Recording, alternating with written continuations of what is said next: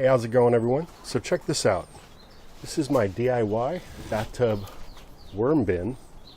This is a cast iron worm bin, and it's sitting on some cinder blocks. So the lip of the tub sits on the blocks there. And the drainage hole of the tub, I've got a little bucket under there to catch the leachate. And this has been in operation for several years now. It's done a wonderful job creating copious amounts of worm castings for me. Now, I was just out here the other day and I reset half the bin. That's how I go about harvesting my castings. I do one half at a time. And by doing it this way, I can put some fresh bedding in the half where I do my harvesting from, and I'll start feeding that freshly bedded half.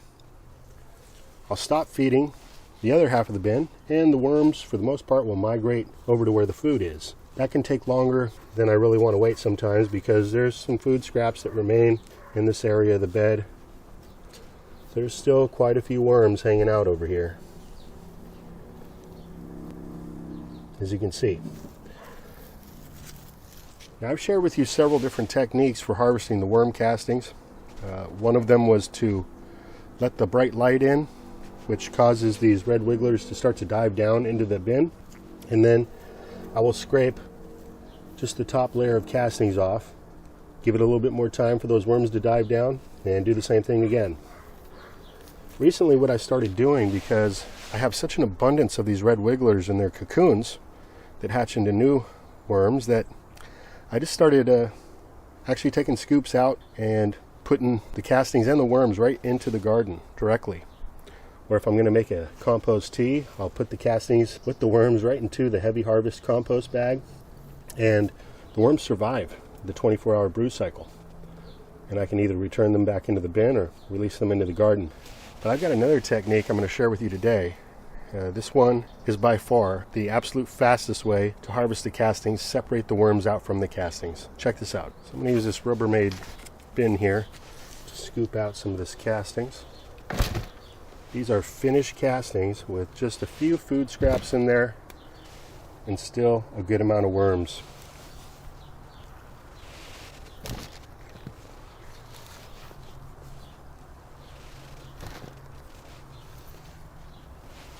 Now, the liner for this worm bin is a trampoline from one of those round 10-foot trampolines.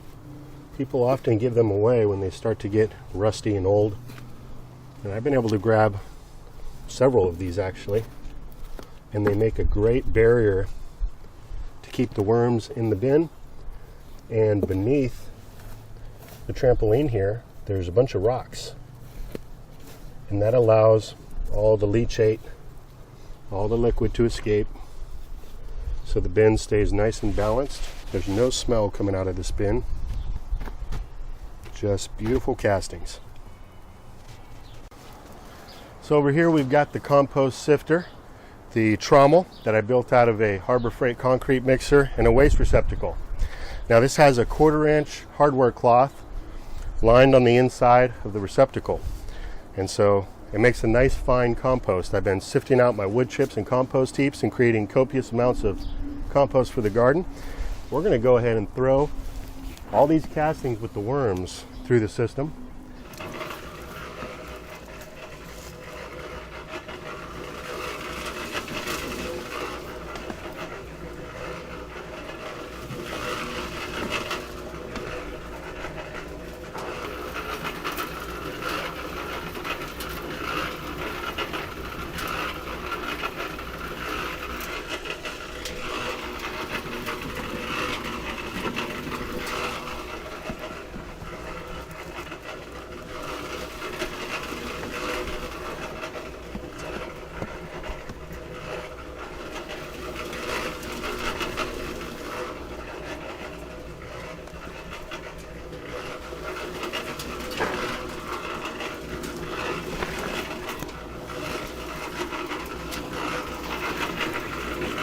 Look at that, guys.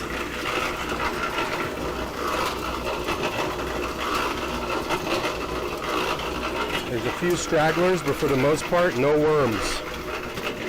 And look over here.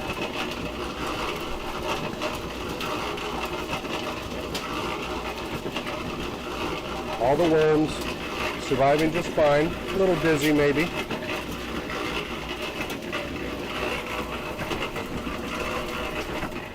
You can see the worms, they kind of clump up into a ball and just kind of fall out the edge here. Because it's spinning so fast, it's hard for them to actually fall through the holes.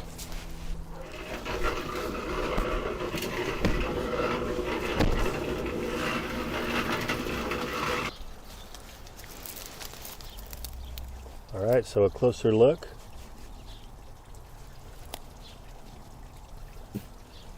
Got some beautiful castings here. Very few worms, just literally none in that handful. There's one. Throw them over there. 2, 3.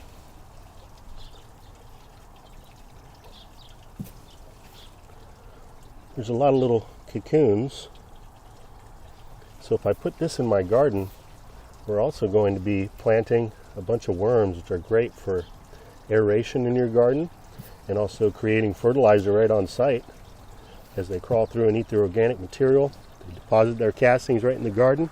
Can't beat it. You see all these worms, and they're just fine. Like I said, a little dizzy.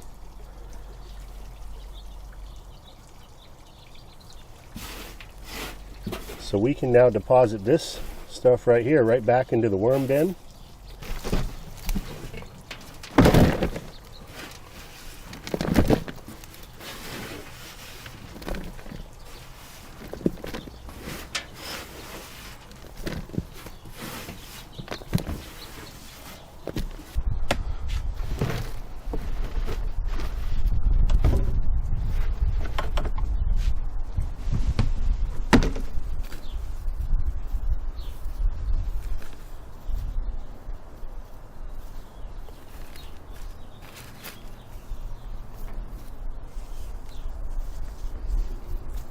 This is just coconut fiber, comes in a roll, makes a great topping just to keep the worms nice and sheltered.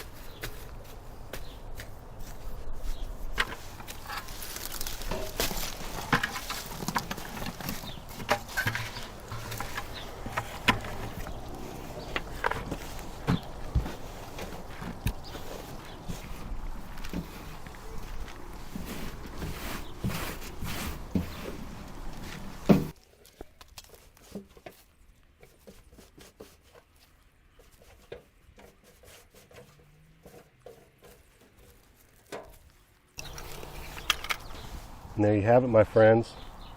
Fresh worm castings. This stuff is loaded with beneficial bacteria, good microbes. We're going to proliferate those microbes in our compost tea brew. Also going to put some of this around some of the new plantings in the garden. That just cut this job down to 1/10 of the time of any other method I've ever used. And that leaves me so much more time to spend in my garden doing planting. So if you're serious about gardening, you really should get serious about getting yourself something going like the Compost Trommel. It's been one of the best things that I've done in all the years I've been gardening back here. This is the 9th year since I've been in this project, so it's just streamlined everything. It saved me a bunch of money, and I highly recommend it. So if you want to see how I put the bathtub worm bin together or the Compost Trommel, check the links below in the description box. I got tutorials on exactly how you can do this yourself. So with that, I want to thank you all for watching. Have yourself a great rest of the day. Until next time, this is Dan from plantabundance.com. Take care. I'll be talking to you again soon.